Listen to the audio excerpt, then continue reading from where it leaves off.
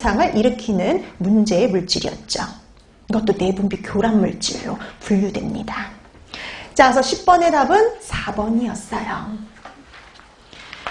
자, 그 다음에 11번. 만약 감자를 자른 다음에 시간이 경과하여 끓인 후 6시간 정도 보관한 후에 섭취하여 식중독이 발생하였다면 이때 발견된 가능성이 가장 높은 식중독균을 모두 고르래요. 자, 그러면 감자요. 감자를 상온에서 보관을 했네요.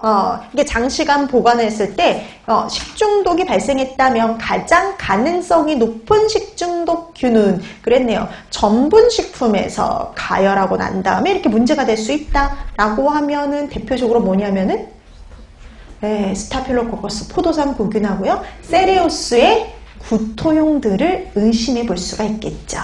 답은 2번이 됩니다. 자, 그래서 11번의 답 2번이 되겠고요. 그 다음에 여러분, 캠필로박터 같은 경우에는 뭐 가장 대표적인 게, 미국 같은 경우는 닭고기. 그래서 닭에서 이제 좀 문제가 되기 쉽고요. 살모넬라 같은 경우는 특히 달걀이 문제가 되기 쉽죠. 우리나라 같은 경우는. 근데 미국 같은 경우는 토마토에서 크게 문제가 발생한 사례도 있었죠. 자, 11번의 답은 2번이 되겠고요. 그 다음에 12번. 전파 가능성을 고려하여 발생 또는 유행 시 24시간 이내에 신고해야 되고 격리가 필요한 감염병이 아닌 것은 그랬네요. 자, 그러면 우리가 보면은 올해 1월 1일부터 이제 이게 감염병의 분류가 바뀌었죠. 예전에 1군, 2군, 3군, 4군 이렇게 분류했다면 이제는 1급, 2급, 3급, 4급 이런 식으로 분류가 바뀌었는데요. 근데 여러분 시험이 앞당겨졌어요. 3월달로 그쵸? 이제 얼마 안 있으면 여러분 시험이시잖아요. 3월달에 3월 말에 그래서 이게 나올 가능성은 되게 희박해요. 이렇게 바뀐 지 얼마 안 된 게 바로 나오는 건 극히 드뭅니다. 그러니까는 우리 쪽에서 나온 적은 없어요. 근데 이제 다른 보건직이나 이런 쪽에서는 옛날에는 6개월 내에 바뀐 게 안 나왔었거든요. 보건직에서도. 근데 어느 순간 보건직에서도 3개월 이내에 바뀐 게 나온 사례가 있어요. 그래서 혹시나 몰라서 한 번 더 보고 넘어가는데요. 혹시나 해서. 자, 우리가 이제 1급, 2급, 3급, 4급으로 분류를 하는데 발생 즉시 신고를 해야 되고 격리해야 되는 게 1급. 그 다음에 24시간 내에 신고해야 되고 격리가 필요한 건 2급. 그 다음에 24시간 내에 신고하는 건 똑같은데 격리는 하지 않는 게 3급. 이렇게 생각하시면 돼요. 그래서 3급은 격리는 안 합니다. 격리 얘기는 없어요.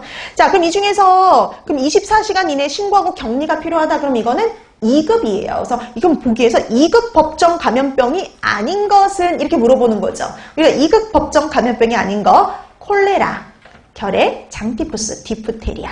자, 이 중에서 우리가 보니까 우리 예전에 알고 있던 장티푸스, 파라티푸스, 콜레라, 세균성 이질, 장출혈성 대장균 감염증, A형 감염 다 어디에 있냐면 2급으로 갔어요. 그 다음에 그 외에도 뭐 결핵이라든지 이런 것들이 같이 있습니다. 그럼 이 중에 아닌 거 4번이에요. 디프테리아예요. 디프테리아는 1급이에요. 1급. 자, 오늘 나누렸던 프린트에 있으니까 다시 한번 참고를 해주세요. 그러니까 우리 쪽에서 이렇게 3개월 이내에 바뀐 게 나올 가능성은 되게 희박하지만 혹시나 해서 다시 한번 확인을 합니다. 자, 그래서 12번의 답은 4번이 되는 거죠. 디프테리아는 1급이었어요. 자, 그 다음에 13번. 다음 해썹에 대한 설명인데요. 옳지 않은 거 찾아주세요. 1번. SSOP, 표준위생관리 기준. 요거는요, 해썹 도입 전에 시행되어야 될 전제 조건이기도 했죠. 그래서 식품위생적 측면에서의 관리 기준을 말하고요. 그 다음에 2번. 위해 요소 분석. 이러면은요, 위험의 발생 가능성이라든지 심각성 이런 거에 기초하고요.